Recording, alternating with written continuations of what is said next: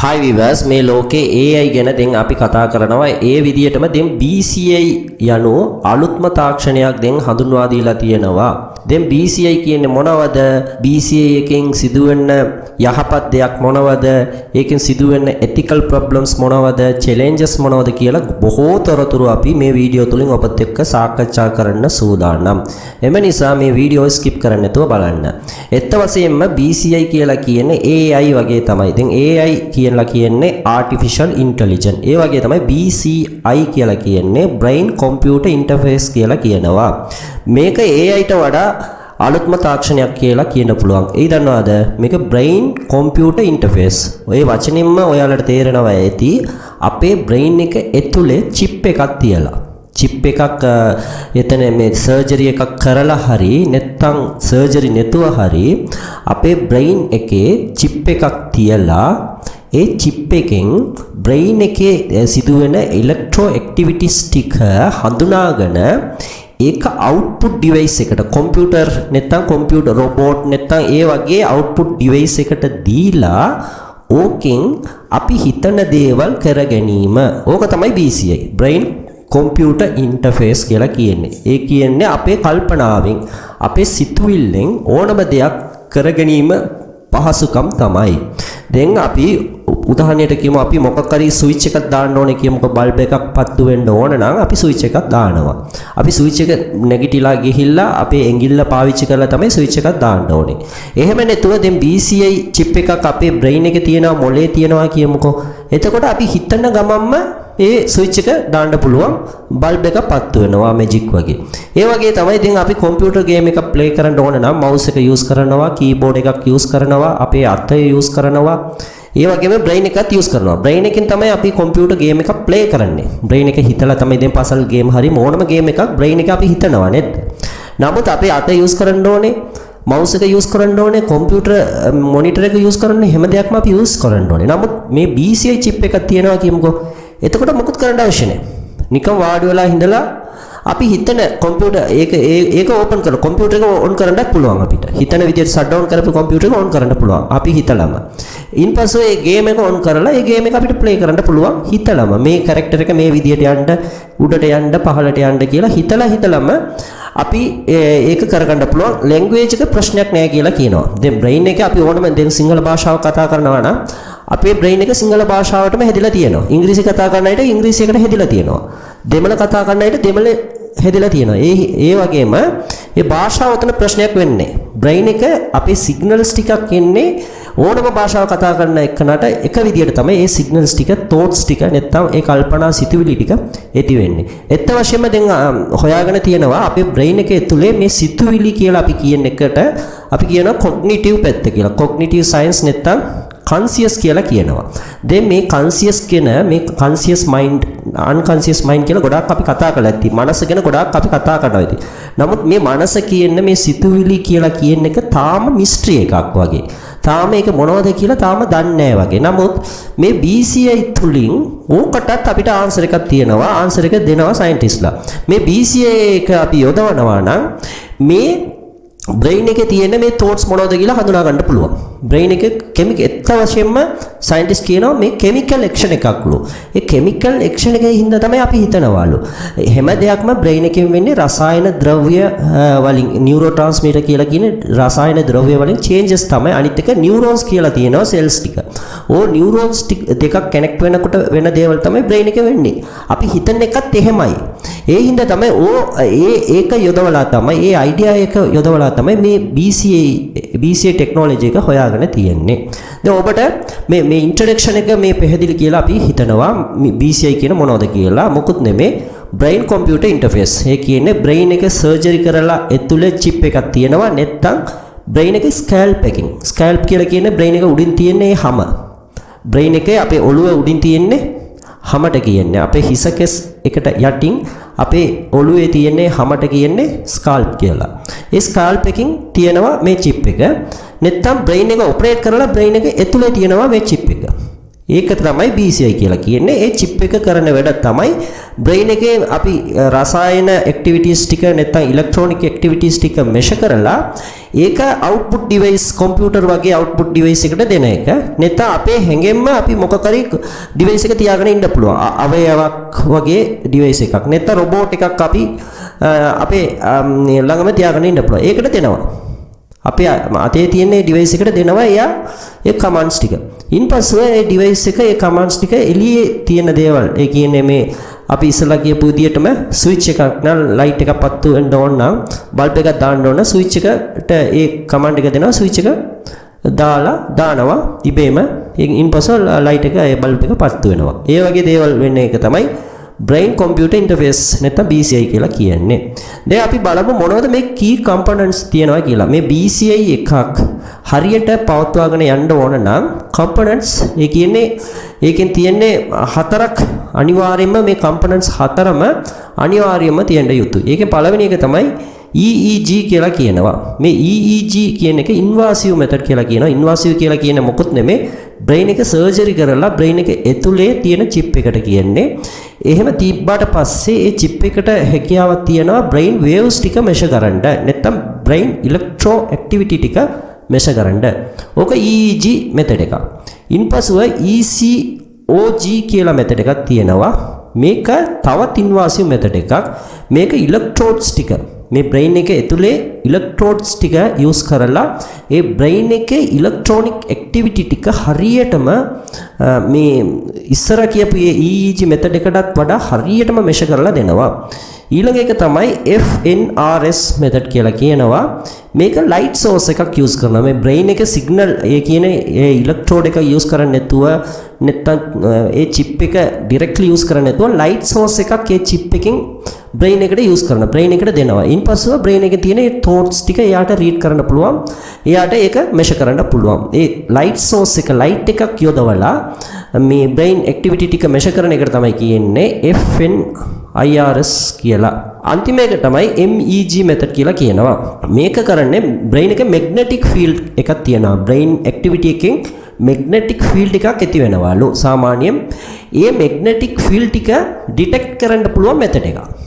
හරි මේ හතරම මේ method හතරම එකතු වෙලා තමයි මේ BCI එක නිර්මාණය වෙලා තියෙන්නේ. මේ BCI එක නිර්මාණය වෙන්න ඕන නම් මේ අවම මේ method හතරෙන් එකක්වත් තියෙන්න ඕනේ. නැත්නම් හතරම උපරිම තියෙන්න ඕනේ. එතකොට තමයි මේ BCI එක හරියට සාර්ථකව නිර්මාණය කරන්න පුළුවන්. ඉන්පස්සේ මේ BCI එක අපේ brain එක surgery කරලා ඇතුලේ තියලා නැත්නම් අපේ scalp එක තියලා හරි එයාලා නිර්මාණය කරලා එයාලා මේ එහෙම fix කරා කියමුකෝ scientistලා නැත්නම් doctorsලා. ඉන්පස්සේ වෙන්න දේවල් මොනවද කියලා බලමු. ඉන්පස්සේ දෙවෙනියට වෙන්නේ signal processing කියලා කියනවා. ඒ කියන්නේ දැන් මෙයා එහෙම chip එක තිබ්බට පස්සේ මේ chip එක amplify කරනවා මේ අපේ මේ signals ටික. දැන් සාමාන්‍ය අපේ brain එකේ ඇතුලේ වෙන thoughts නැත්නම් වෙන brain නේ අපේ හැඟ පුරාම දෙන්නේ මේ orders ටික. ඒ orders ටික අපි කල්පනාව අපි සිතුවිල්ල අනිත් එක motor skill කියලා කියනවා. ඒ නැත්නම් අපේ හැඟේ එහාට මෙහාට හොල්ලනවනේ ඕවට කියන්නේ. ඒ ඔක්කොම අනිත් එක අපේ බෙල්ම අපේ ඇසීම ඒ හැමම වෙන්නේ හැම දෙයක්ම වෙන්නේ brain නිසානේ. හැම එකටම brain එක order දෙනවා. අපි බඩගිනි හිතනවා නම් ඒකටත් brain එක order දෙනවා. එතකොට brain එකේ හැම වෙලාවෙම activities වෙනවා. මේ activities ගොඩක් noisy කියලා කියනවා. noisy කියලා කියන්නේ කලබලකාරී තත්ත්වෙ වෙන්නේ. ඒ හින්දානේ අපි tension වෙන්නේ. ඕව amplify කරන්න ඕනලු. amplify කරනවා කියන්නේ ඕක simple විදියට ඕක process කරලා එළියට ගන්න එක. එතකොට මේ signal එක process කරන්න ඕනලු ඉස්සල්ලාම. ඒ එන signals ඔක්කොම එහෙම ගන්න නැතුව ඒක filter කරලා එළියට ගන්නවලු මේ chip එක පළවෙනියට. දෙවෙනියට translation algorithm කියලා කියනවා. ඒක translate කරන්න ඕන. translate කරනවා කියන්නේ අපි භාෂාව translate කරනවා වගේම මේ signal ටික පසුව translate කරනවා. මේ brain එක signal ටික මෙයා algorithm විදියට තමයි තියෙන්නේ. ඒ algorithm ටික මේ chip එක ඊළඟට translate කරලා දෙනවා device එකට. එතකොට තමයි මේ device එකට තේරෙන්නේ. නැත්නම් කෙලින්ම දුන්නොත් තේරෙන්නේ. එතකොට translation algorithm process එක තමයි ඊළඟට වෙන්නේ. ඊළඟට අවශ්‍ය වෙන එක තමයි output device එක. මේ output device කියලා කියන්නේ computer එකක් වෙන්න පුළුවන්. robot එකක් වෙන්න පුළුවන්. නැත්නම් අපේ අවයව වෙන්න පුළුවන්. අපේ ඒ කියන්නේ artificial අතක් නැත්නම් artificial ඇඟිල්ලක්, artificial කකුලක්, artificial කන ඒ වගේ දේවල් අපි නැත්නම් මොකක් හරි ආටිෆිෂියලි අපි ඇඳගෙන ඉන්න දේවල්. ආටිෆිෂියල් ක්ලොත් එකකුත් එනවලු ඉදිරියේදී. ඒ කියන ආටිෆිෂියල් ඩ්‍රෙස් එකක්. දැන් ඩ්‍රෙස් කියන ආටිෆිෂියල් තමයි. නමුත් තවත් දියුණු වෙච්ච ආටිෆිෂියල් ඩ්‍රෙස් එකක් එන්න පුළුවන්. ඒව ඒකෙන් එකක් වෙන්න පුළුවන් අවුට්පුට් ඩිවයිස් විදියට. ඒ කියන්නේ මේ චිප් එක BCI චිප් එක ගන්නවනේ බ්‍රේන් එක සිග්නල්ස් ටික. ඒක එයා කෙලින්ම දෙන්නේ ආටිෆිෂියල් අර ඩිවයිස් එකට. ඒ කියන කම්පියුටර් එකට හරි රොබෝට් එකට හරි නැත්නම් අපේ අවයව විදියට අපි පාවිච්චි කරන ආටිෆිෂියල් ඩිවයිස් එකට දෙනවා. මේ ඩිවයිස් එකත් අවශ්‍ය වෙනවා. ඉන්පසුව තමයි ඒ ඩිවයිස් හරහා අපි කන්ට්‍රෝල්ස් ටිකක් දෙන්නේ අපිට ඕනම දෙයක් ඉටු වෙන්නේ ඒ නිසා. දැන් ඔබට මේවා පැහැදිලි කියලා හිතනවා. දැන් අපි බලමු types of BCI. මොනවද මේ BCI එකෙන් තියෙන types? වර්ග තුනක් තියෙනවා ප්‍රධාන වර්ග. එකෙන් පළවෙනි එකට කියන්නේ අපි invasive BCI කියලා. දැන් invasive කියන word එකක් සර්ජරි එකක් කරලා, ඒ කියන්නේ brain එක සර්ජරි ඔපරේෂන් එකක් කරලා ඇතුලේ chip එක brain එක ඇතුලේ chip එක ප්ලේස් කරන මෙතඩ් එකට කියන්නේ. මේක භයානක මෙතඩ් එකක් තමයි. ඇත්තටම brain surgery කියලා කියන්නේ භයානකයි දෙනට. ඒ හින්දා මේක භයානක මෙතඩ් වුණොත් මේක දෙනටත් සාමාන්‍ය කරන්න පුළුවන් මෙතඩ් එක තමයි. මේකට තමයි කියන්නේ invasive BCI කියලා. එතකොට brain එක ඇතුලේ කියන්නේ අපි ස්කල් එක ඇරලා මේ අනිත් එක සර්ජරි කරලා ඒ ඔපරේෂන් කරලා ඔපරේෂන් එකෙන් බ්‍රේන් එක ඇතුළෙම ඒ චිප් එක තියෙනවා. ඒක ඉන්වාසිව් BCI. අනිත් එක නන් ඉන්වාසිව් BCI කියලා තියෙනවා. මේකේ තමයි සේෆ් මෙතඩ් එකක් කියලා කියනවා. නමුත් මේකෙන් පොඩි ඇකියුරසි එක පොඩ්ඩක් අඩුයි. දැන් ඉන්වාසිව් මෙතඩ් නම් බ්‍රේන් එක ඇතුළෙමනේ චිප් එකක් තියෙන්නේ. ඒ හින්දා එයා හරියටම මේ සිග්නල්ස් ටික හඳුනා ගන්නවා. ඉලෙක්ට්‍රොනික සිග්නල්ස් ටික හඳුනාගෙන හරියටම මේ දෙනවා ඕඩර්ස් ටික අවුට්පුට් ඩිවයිස් එකට. නමුත් මේ නන් ඉන්වාසිව් මෙතඩ් එකෙන් මොනවද වෙන්නේ දන්නවද? ඒ චිප් එක ස්කල්ප් එකකින් තියෙනවා. ස්කල්ප් කියලා කියන හැම අපි කිව්වා අපේ බ්‍රේන් එක හා අපේ හිසකෙස් අතර තියෙන හැමට තමයි ස්කල්ප් කියලා කියන්නේ. ඒ ස්කල්ප් එකෙන් තමයි තියෙන්නේ. එතකොට බ්‍රේන් එක කෙලින්ම එයා ටච් වෙන්නේ. නමුත් බ්‍රේන් එක සිග්නල්ස් ටික එයාට ගන්න පුළුවන්. නමුත් කෙලින්ම බ්‍රේන් එක ඇතුළේ සර්ජරි කරන්න අවශ්‍ය නැහැ මේකට. මේකට සර්ජරි එකක් අවශ්‍ය නැහැ. ඒ හින්දා මේ මෙතඩ් එක භයානක මෙතඩ් නෙමෙයි. මේක ඕන එක්කෙනෙක්ට මේ මෙතඩ් එක යොදවන්න පුළුවන්. නමුත් මේ මෙතඩ් එකේ ඇකියුරසි එක අඩුයි. ඒ පළවෙනි ඉන්වර්සිව් මෙතඩ් එක නම් අපි කෙලින්ම බ්‍රේන් එකට මේ සර්ජරි කරලා කෙලින්ම බ්‍රේන් එකනේ තියෙන්නේ අර චිප් එක. දැන් මේ දෙවෙනි නන් ඉන්වර්සිව් මෙතඩ් එක එහෙම නෙමෙයි. බ්‍රේන් එක කෙලින්ම නෙමෙයි තියෙන්නේ. අපි ස්කල්ප් එකෙන් තියෙන්නේ. ඒ හින්දා ඇකියුරසි එක ඒ කියන්නේ හරියටම වැඩ කරන අර සිග්නල් එක හරියටම අඳුනා ගන්න ආකාරය අඩුයි. නමුත් සේෆ්ටි වැඩි. තුන්වෙනි එක තමයි partially invasive BCI කියලා කියනවා. ඒ කියන්නේ දැන් පළවෙනි එක වගේ තමයි. දැන් පළවෙනි එකෙන් invasive method එකෙන් surgery එකක් කරන්නේ ඒ chip එක place කරන්නමයි. වෙන මේ අරමුණක් නැහැ. නමුත් තුන්වෙනි එක partially invasive එකකින් වෙන මොකක් හරි brain surgery එකක් කාට හරි කරනවා කියමුකෝ. කාට හරි ලෙඩක් ඇති වෙලා හරි brain එකෙන්. එතකොට surgery එකක් කරද්දී ඒ කරන ගමන්ම chip එක place කරන එකට කියන්නේ partial invasive method කියලා. ඒකත් වැඩ කරන්නේ මේ පළවෙනි invasive method වගේ තමයි.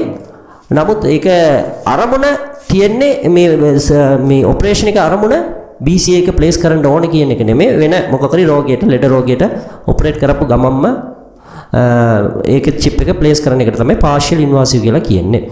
නමුත් මේකෙන් ඊටාම හොඳ මෙතඩ් එකක් හැමෝම ඕකේ කියන මෙතඩ් එක තමයි දෙවෙනි එක non invasive method. නමුත් ඒකෙන් accuracy එක අඩුයි කියලා කියනවා.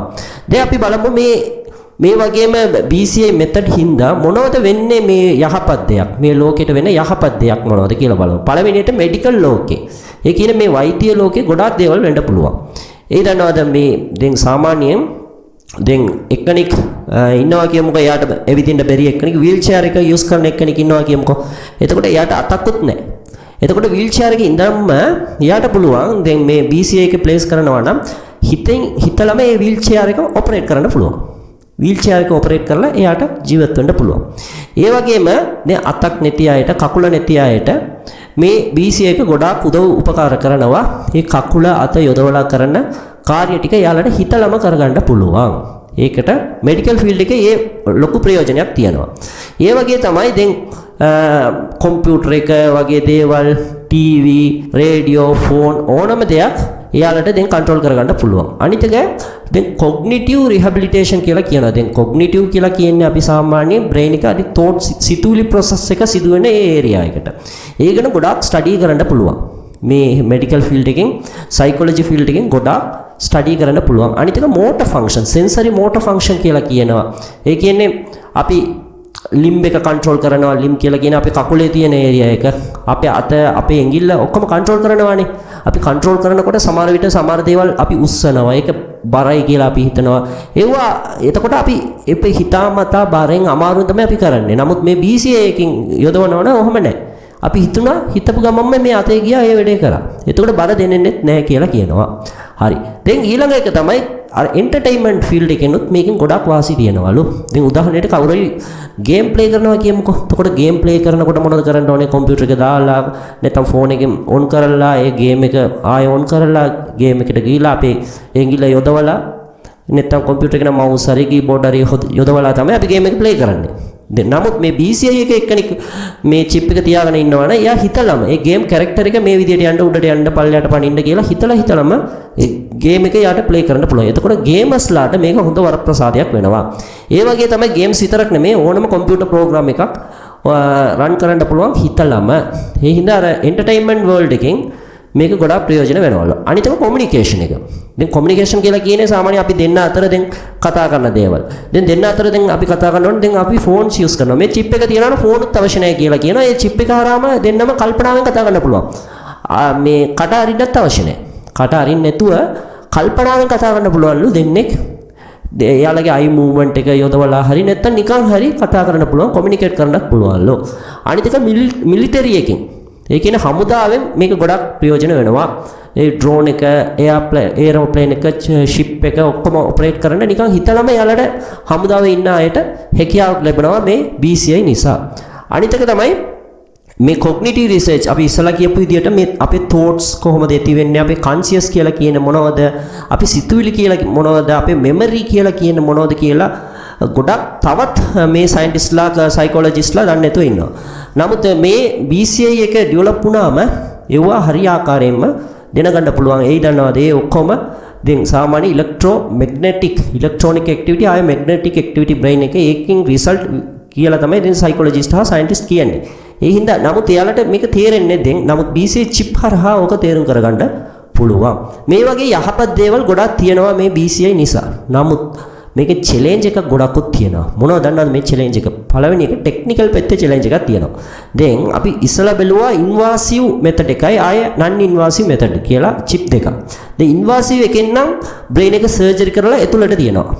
ඒ බ්‍රේන් එක ඇතුළේ තමයි තියෙන්නේ. ඕක හරියට ගොඩක් හරියට නිවැරදි විදියට මෙෂර් කරන්න පුළුවන්. නමුත් නන් ඉන්වාසිව් න එළියනේ තියෙන්නේ ඕක ස්කල්ප් එකෙන්. එළියෙන් තියෙන හින්දා ඕක ටෙක්නොලොජිකල් ෆෝල්ට් වෙන්න පුළුවන්. නමුත් ඉන්වාසිව් වුණොත් බ්‍රේන් එක ඇතුලේ තිබ්බොත් ඒත් ඉතින් අපිට කියන්න බෑ බ්‍රේන් කියන්නේ දැන් මානව වර්ගය දැන් මේ ලෝකෙ බිහි වෙලා ලක්ෂ 4ක් විතර වෙනවා. ඒ 4න් පරිණාම වෙච්ච ඊටාම බුද්ධිමත් ඕගන් එකක්. ඒ හින්දා මේ බ්‍රේන් එකේ මේ තියෙන ඔක්කොම හරියට ස්ටඩි කරන්න පුළුවන් කියන එක අපිට කියන්න බෑ. ඒක හරියටම අපි හිතන විදිහට වෙනවද කියලා. ඒ හින්දා උතන ටෙක්නිකල් චැලෙන්ජ් එකක් තියෙනවලු. අනිත් එක එතිකල් පැත්තේ බැලුවොත් ethical moral පැත්ත බැලුවොත් නැත්නම් law පැත්ත බැලුවොත් ඔතනත් ප්‍රශ්නයක් තියෙනවා. ඒ දන්නවද දැන් සාමාන්‍ය මිනිසු කියන මේ ජීවය ඊටාම ඉහළින් ඉන්නේ. මේ පරිණාමයේ ඉහළින් ඉන්නේ ජීවය තමයි මේ මිනිසු. එහෙනම් මිනිසුන්ට තියෙන ඊටාම වැදගත් ඕගන් එක තමයි බ්‍රේන් එක. ඒ බ්‍රේන් එකටම දැන් වැඩක් නැතුව බ්‍රේන් එකේ තියෙන දේවල් ඔක්කොම මේ සයන්ටිෆිකලි කන්ට්‍රෝල් කරනවා කියන්නේ දැන් මිනිසුන්ට කිසිම වැඩක් නැහැ වගේ. මිනිසු පාඩුවෙන් ඉඳලා පාඩුවෙන් ඉඳ විතරයි තියෙන්නේ වගේ එකක් වෙනවා. ඒ හින්දා ඕක ethical ලොකු ethical ප්‍රශ්නයක් ඇති කරනවා. මේ මිනිසුන්ගේ වැදගත්කම නැති කරනවාලු. ජොබ් එකකුත් මිනිසුන් කරන ජොබ්ුත් ගොඩක් නැති වෙන්න පුළුවන් ඉදිරියේදී. මේ BCA එක මේ විදියටම ඩෙවලොප් වෙනවා නම් කියලා කියනවා. ඒ වගේ ප්‍රශ්න ගොඩක් තියෙනවා මේකෙන්. නමුත් මේ BCA එක ඩෙවලොප් වෙන එක වළක්වන්න බෑ සාමාන්‍යයෙන්. දැන් AI වගේ තමයි. දැන් අපි මොනවා වුණත් අපි මේ මිනිස්සු මේ දියුණු වෙනකොට අලුත් දේවල් හඳුන්වා දෙනවා තමයි. ඒක තමයි සබා ධර්මයේ. ඒක තමයි මේ ලෝකයේ ඉතිහාසයේ ගොඩක් වෙලා තියෙන දේවල්. ඒ හින්දා මේ BCA එක මේ විදියටම වර්ධනය වෙනවා කියලා තමයි කියන්නේ. නමුත් මේ non invasive BCA එක තමයි ඒකට තමයි ගොඩක් කටි ආදරය කරන. ඒක ඒ පැත්ත ගොඩක් දියුණු වෙලා වෙයි කියලා කියනවා. ඒ කියලා දන්නවද?